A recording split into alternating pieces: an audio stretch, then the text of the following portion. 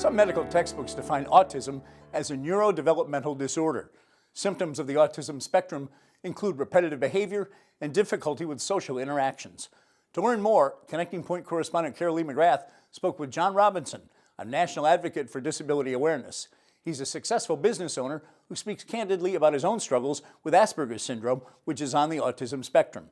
Joining them is Dawn Tallaksen, co-president of the Special Education Alliance of Longmeadow and the mother of an autistic child. Well, I grew up in the 1960s when autism, as it touches me, wasn't really recognized. Back then, the only autism that psychiatrists knew was the kind where people were totally nonverbal. And the idea that a kid like me could have exceptional language skills but be completely oblivious to body language and unspoken cues was really unknown. And it wasn't until I was 40 years old and Asperger syndrome had recently been put into the DSM manual, and people were talking about a form of autism where you were blind to social cues but spoke well, and that, of course, was me. And you wrote a book, Look Me in the Eye. That was one of your books that kind of chronicled the things that you went through.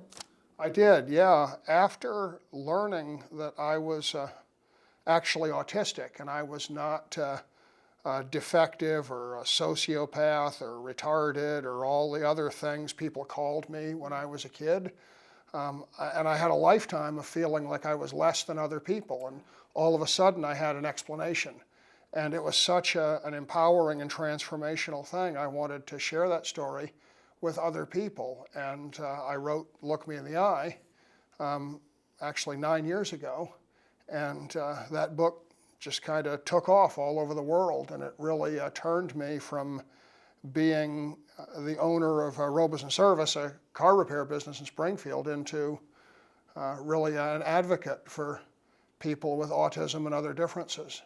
Dawn, you recently brought in John to Longmeadow to tell his story and to share that with other parents, and to hear him say some of the things that you just said, what you felt like when you were a child, is just, it's heartbreaking. Oh, it is. To even imagine that that's what you felt like as a child. How important was it for you to bring him to Longmeadow?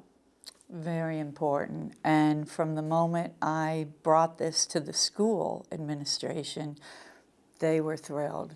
They eagerly embraced this opportunity. We do have like any district, a population of children with autism and other things going on. Okay, tell me about your son.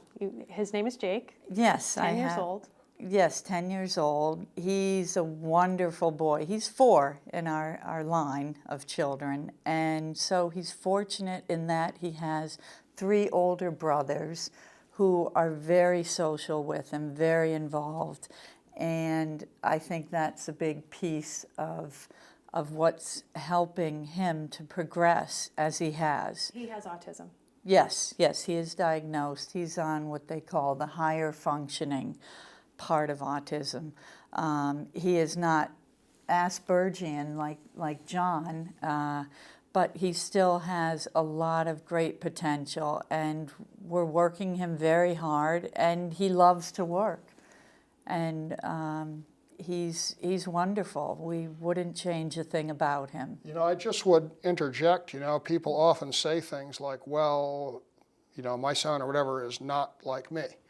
And sometimes I feel like people may mean well when they say that, but they're sort of unintentionally lowering the expectations for what a child will ultimately grow up to do. And I would just say to people who think that as articulate and presentable as I appear to you today, I'm well-spoken and I'm dressed properly and all that, there is no way that I could have had a conversation with you when I was 16 years old.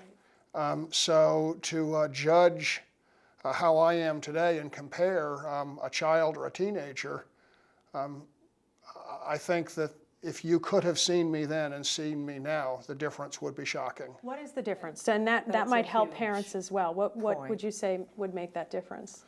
The difference is that First of all, I've learned now through a lifetime of dealing with people how to behave. I've learned how to tell the difference when you say that's great between you're being sarcastic and angry and you really are praising me.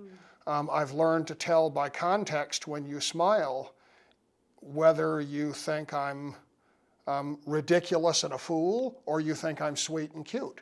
And obviously the responses to those two emotions are very different. So it is only with life experience that a person like me can learn how to respond.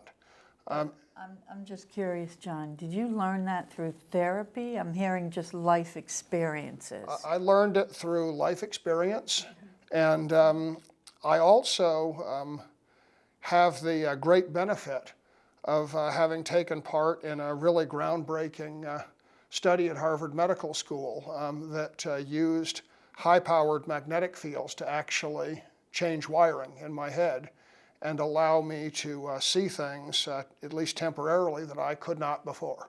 And that is actually the subject of my newest book, which goes on sale next spring.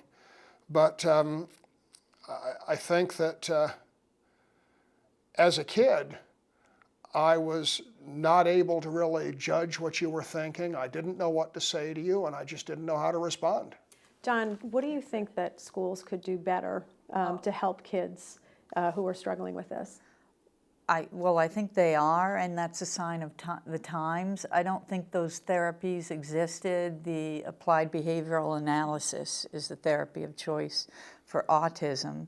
Nothing existed like that when I was a Yes. kid. So that is happening today in the schools, and it's not a cure for everyone. It's modified in the term that it's dispensed, if you will, as well as how the child responds to it. The one big push these days in my world is the social emotional curriculum and how we can apply that to children on the spectrum. I think one difference that my Jacob has is the older siblings, that you didn't even have that as you were growing up. You had a younger brother who you enjoyed. But there is a strong therapy, the ABA, and there's also in place now early intervention services at 3 years old, where hopefully these children are caught and they start whatever therapies they need. So it's very different. And we are, as parents, that's also a big factor here.